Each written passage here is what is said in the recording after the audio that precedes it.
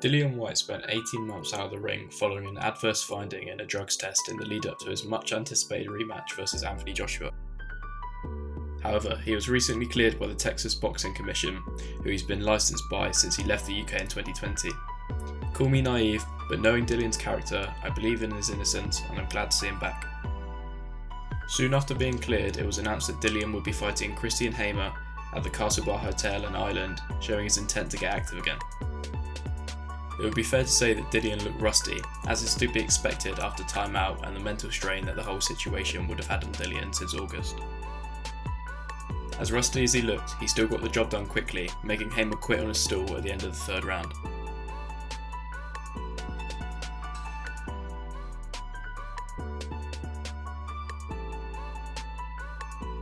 Dillian has had a really entertaining career so far.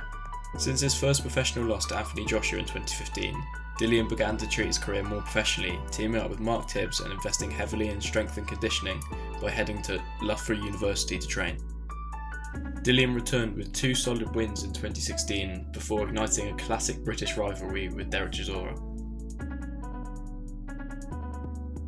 The build-up between the two was crazy, and the fight was no different. It was a proper 12-round dust-up, and still one of my favourites to this day. The momentum swung back and forth, with Dillian eventually securing a split decision victory. –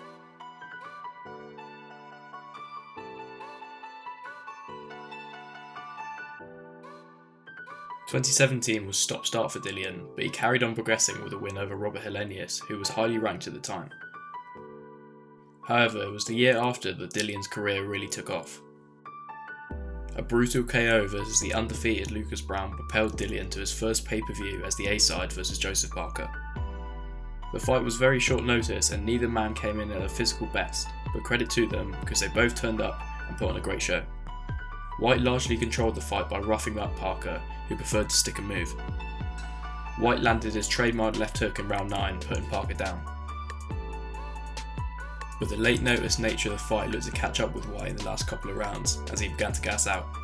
Parker put Dillian down to the canvas at the end of the fight, but in a dramatic finish, Dillian held on to survive and secure a unanimous decision.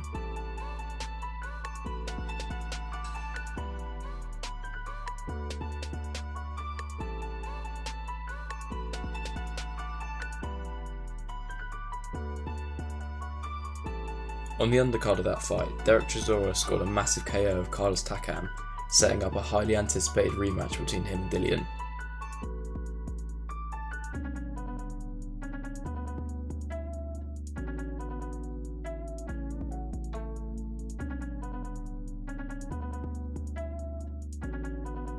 Both had time to train and came in career best shape. A more light-hearted build-up led to an equally brutal fight, which was just as close.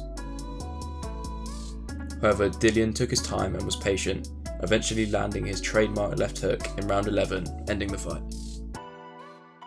At this stage, Dillian had very much earned a world title opportunity, however boxing politics would get in the way. A shot was originally offered for Anthony Joshua at Wembley Stadium, however the money was low for such a big fight, and the rematch clause was no more favourable to Whyte. In hindsight, Whyte may have taken this opportunity, but at the time he backed himself to earn a position to do it on his own terms. Whyte should have been given the opportunity to fight Deontay Wilder at this time as the WBC #1 contender, however the shot was inexplicably given to Dominic Breazeale, despite Dillian being ranked above him. Instead, Dillian fought Oscar Rivas to become the mandatory WBC challenger. Dillian won again in a unanimous decision, however in the aftermath an adverse analytical finding was reported in a drugs test. This massively put Dillian's career in jeopardy. 6 months later, Whyte was eventually cleared of any wrongdoing, but in terms of his career, this came at a very bad time. He returned with a win over Marius Vac, noticeably out of shape on the Ruiz Joshua 2 undercard, due to the mental strain that the situation had had on him. But Whyte remained in a strong position, and he found himself on the comeback trail again in 2020. This led him to Alexander Povetkin. The fight was originally delayed by the outbreak of COVID and eventually ended up at Fight Camp in Matchroom HQ's back garden. Whyte controlled the fight early, knocking Povetkin down twice. but out of nowhere, Povetkin let go of a picture-perfect left uppercut, straight through Whyte's guard, knocking him out at the start of round 5. Whyte showed his willingness to fight by calling for an immediate rematch. However, once again there were delays, with Povetkin testing positive for COVID. Eventually the rematch was agreed to take place on the 27th of March 2021 in Gibraltar, billed as the Rumble on the Rock. Whyte wasted no time, showing aggression early in round 1, eventually stopping Povetkin after wobbling him with a right hand and putting him down with a lethal left hook.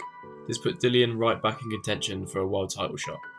However, once again the belts were tied up, so Whyte agreed to fight Otto Wallin, returning to the O2 Arena in London. However, Whyte picked up a shoulder injury, which has been reoccurring throughout his career, forcing him to pull out. Then, suddenly, Whyte's chance came as Fury vs Whyte was ordered for the WBC Heavyweight Championship. The build-up was very strange and full of politics, and I personally believe that it affected Dillian, who seemed to take his eye off the ball and was not at his best after being messed around in the build-up. Fury stopped Whyte in round 6, and after having to swim against the waves for so long to get a chance, it was a very sad moment. However, never one to quit, Whyte returned with a new trainer in Buddy McGirt against the unknown but undefeated Jermaine Franklin. Whyte was employing a new style with a cross-guard defence to negate the uppercut, which he fell victim to twice against Povetkin and Fury. Franklin was better than expected, and Whyte was boxing to instructions of his new coach, making the fight uncomfortably close. However, Whyte was able to win the final rounds of the fight, hurting Franklin in the 12th to secure the victory. So that's the story so far. Analysing Dillian's career in this way is helpful to see why it's gone the way it's gone. I think that Whyte's no-nonsense attitude has rubbed some people the wrong way in boxing, holding him back at times. Unwilling to play the political game, Whyte has been stubborn at times, which has caused a stop-start career, particularly as of late. However, as much as Whyte isn't blameless, I think it's clear to see that he was screwed big time by the WBC and made to wait for way too long for a shot at the title. But there's no point dwelling on the past. Looking forwards, it's my hope to see Dillian get active and fighting consistently regardless of the opponent in order to build some momentum, like when George Foreman came back. This will put Dillian back in position for big fights against big names such as Joe Joyce. At very least, I believe Dillian deserves to have his legacy secured and go out on a positive note. I want him to be remembered as an old school British heavyweight that fought anyone and most importantly never gave up. Big up the body snatcher.